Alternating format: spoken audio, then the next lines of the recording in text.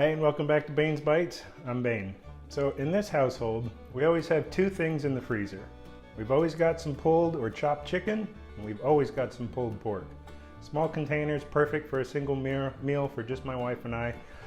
The problem is when you go to the freezer and you grab that last container of chicken, that means it's time to smoke some more chicken. So that's what we're going to be doing today. Let's get started. Usually when I smoke a chicken, I don't do anything fancy. It's quick, it's easy. I'll buy a regular whole chicken, pull it out of the bag, pat it dry, hit it with a little bit of salt or some barbecue rub, stick it in the fridge for a couple hours, kind of let it dry out. I'll spatchcock it, throw it on the smoker, bring it in, let it cool off, and chop it up. Now in the past, and especially in competitions, we usually brine a chicken, which is supposed to give it more flavor, make it more tender, make it more juicy. And in my head it does, but I've never done one side by side. So I've got a chicken that I brined. It's been brining for 36 hours. I've got a regular chicken I just bought from the store.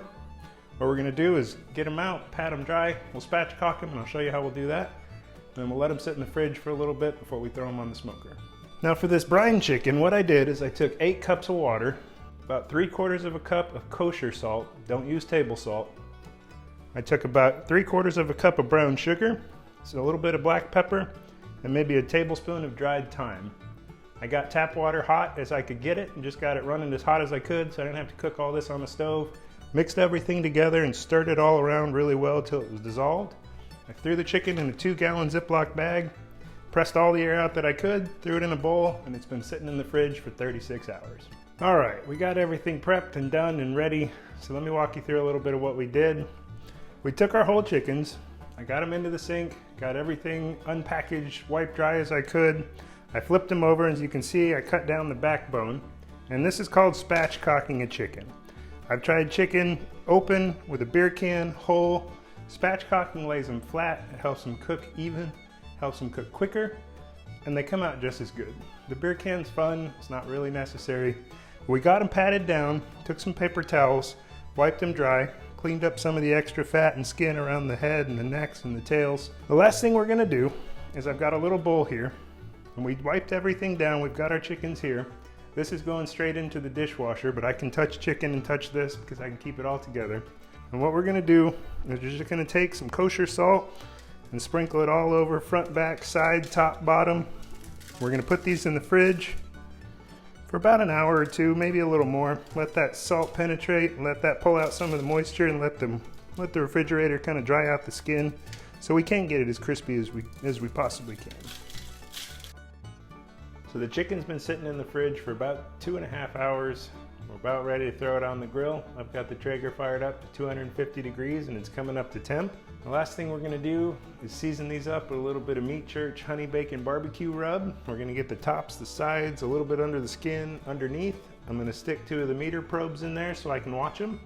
Now some people smoke them at 350. You can do them in the oven, hot and fast.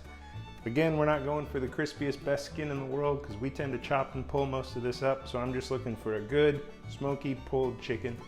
So we're gonna get these seasoned up. Once the Traeger hits temp, we're gonna throw them on. They're gonna run for 2 to 2.5 hours most likely. Then we'll get them off and see how we did. As I do this, I make sure to never take my right hand off the bottle and touch the chicken so I don't contaminate my seasoning and don't contaminate anything. And use one hand to move the chicken around, the other hand to work the seasoning.